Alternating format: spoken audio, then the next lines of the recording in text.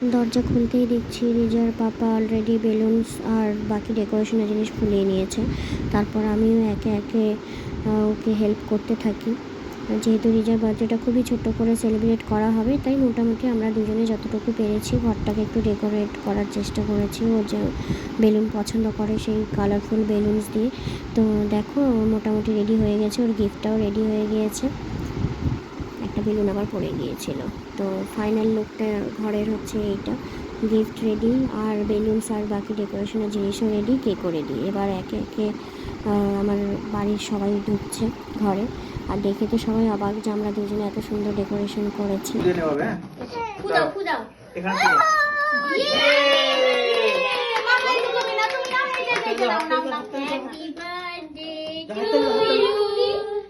Happy birthday to you.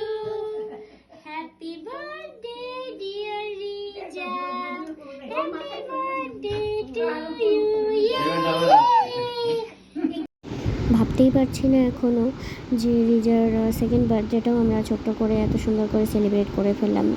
এই তো সেদিনই ও ছোট্ট হলো, ওকে প্রথমবার কোলে নিলাম।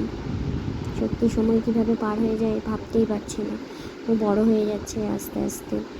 তো যাই হোক, আমাদের সবার তরফ থেকে ওকে অনেক ভালোবাসা, অনেক আশীর্বাদ, যেন বড় মানুষ, ভালো মানের মানুষ হয়, বড় মনের মানুষ হয়, এটাই আশা করব। আর হ্যাঁ, যাই হোক, এত সুন্দর করে সেলিব্রেট করে ভাইয়ের সাথে বুনিয়ার সাথেও এনজয় করেছে, খেলাধুলো করেছে, একটা ছোট্ট গিফটও দিয়েছি, তো ভালো লাগলো।